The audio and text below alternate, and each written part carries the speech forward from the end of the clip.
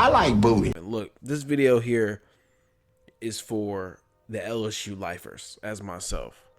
I have, how old am I? Okay, I had to think back. So I've been rooting for LSU for maybe like since I was maybe seven or eight. So it's good. It's a good little bit of time. It's about, if you do quick math, 16 years, maybe 17. Long time rooting for LSU, and this is not my first rodeo with this. I think the only reason I'm making this video is because I'm tired and I need to vent. Because I've been on Instagram a lot, and I'm seeing a lot of people, oh, LSU's a 1-year wonder. Oh, LSU is all cap. Oh, LSU is this, LSU is that. And that just shows me how many casuals that we have in this society, just in general. Because if you honestly watched LSU over the years, you knew that we were legit a quarterback away from being a real contender. All we needed was a quarterback every single year. We just need a quarterback. Now, don't get me wrong. In our earliest years with Les Miles, yes, the scheme was really the problem. Even though we won championships, I believe we won 2. I just won 1. I'm getting old now. My mind is all frizzy. But look, we used to run heavy, and that was really hard to watch. Because, yeah, we were dominating folks at the line of scrimmage and we were getting yards, but at the same time, it just felt like we couldn't throw to save our lives. And we finally get a quarterback who could do all the above, who could run, who could make plays, who had accuracy, and who had vision, and who just an overall just beast. Joe Burrow was the best thing and the worst thing to happen to LSU. And the reason why he was the worst thing is because he set a standard. He set us he put us in a position that we know that LSU cannot keep. That's one thing. He just puts us in a position to where if people look at LSU, they're going to be expecting this 50-point, 60-point per night performance. And that's just not who we are. We've never liked this. That's why last year was very surprising and very fun for me, because I never seen something like this. I was like, wow. We actually look like Oregon on offense. Like, we look like a Pac-12 team on offense that just looks explosive playing against no defense, even though it was against good defenses. And that's what was so amazing to me, because it was like, wow, we actually look like how I envisioned us to look for years as a kid. But now we're back to being trash. And I knew this was coming, but for some reason,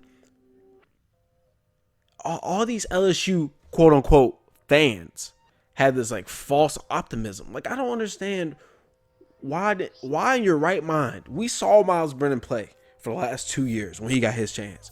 Why would you think Miles Brennan would lead us back to the promised land? Miles Brennan is too scary. And I don't want nobody in the comments. I don't want to hear, if you heard that statement, you're like, what do you mean he's too scary? He had 11 touchdowns, 3 interceptions, 1,000 yards. I don't want to hear none of that. Y'all know, like, I hate empty stats. You all know, when it comes down to the Bama game, the game that we all care about, the game that's always going to say, hey, either LSU going to make the playoffs or not, it's the Bama game. If LSU's going to be ranked number 1 or not, it's the Bama game. And me personally, I also think it's the Arkansas game and Ole Miss. But that's just me personally. That's my old 2 teams I hate the most. But you know that when Bama put that pressure on, Miles Brennan was going to fold. So I don't want to hear none of those empty stats. Let's just put those aside real quick. Let's actually just think. Would he be the guy? Does he have the intangibles and the skill set to be the guy? And the answer is no. He can't scramble out the pocket. He can't make plays on his feet. Can Miles Brennan throw? Yeah, he can throw. Good for him. But he's like a systematic thrower. Like, I can't envision Miles Brennan making a play off his feet and then throwing a dime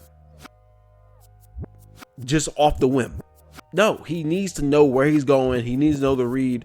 And I'm not bashing the kid. I'm not saying that. I'm just saying I just wish people would level the expectations.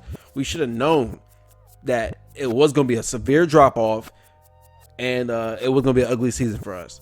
And I think what's more surprising is our defense. Now, this last week against Auburn, actually, our defense played really well. And they held Auburn scoreless for about, a quarter and almost 2 quarters. And the offense couldn't deliver. I already knew that the time was near, and it was all right. I already accepted a loss to Auburn when it was 0-0. I already knew we were going to lose because we had no chance of scoring. TJ Finley's he's too young. He's too young and he's too big. And then the other cat, I think last name is Johnson. I think I like Johnson a little bit more because Johnson can actually he can run a little bit and he seems to be a little bit more comfortable in the pocket. But that's another video another time if needed. But actually, I want to say I don't like how when TJ Finley's in the game, they just give him slants. But then when Johnson gets in the game, he gets to throw the ball more deep downfield. I don't like that. I don't think that's fair. I think if we're going to lose, let us lose by a kid showing us what he could do. Give him some more deeper routes. Stop letting him get bailed out by the slants. I don't like that. But anyway, I just don't. I'm just tired of seeing these comments on Instagram saying LSU's a 1-year wonder when that's just such a casual thing to say. Like, we always been this way. We have always, like, our seasons of, I'm drawing a blank of how many games we play in the season, but just for example, our seasons of 12-2 were just a makeup of, we were really deep down inside always a 7-5 team or always a 8-4. We were always an 8-4 team. 8-4, 9-3. We're always one of those. It was like a tease. LSU was just a very teasy team. Like, you would think, oh, maybe next year, maybe we'll get a quarterback next year. But like, we were always this way. We were always just a quarterback away from being good. And I really wish, last thing I want to say, I really wish Dave Aranda stayed at LSU. I just hate when like we have success and then like coordinators leave. Because it's like, how can we duplicate that? Like, y'all are part of the pieces of the puzzle to get us to where we were. I just hate that. I just hate that he left to Baylor. I don't think Baylor is doing too hot anyway. And that just sucks. I just wish we had Dave Aranda back, keep our defense at least going, and then, maybe one day we'll get a good quarterback. Who knows? But this is nothing new. All my LSU lifers, I know if you're like me, you're on suicide watch, but hey, there will not be better days. But we keep telling ourselves that. So, it's tough. It is very tough out here, man. This season has been horrible. I'm not excited at all for any future games. It's very hard for me to watch any future games, but it is what it is. I'm not out there playing, so I'm not going to really critique too hard. And I'm just hoping for better days. Shout out to Joey B on the Bengals. He's doing his thing.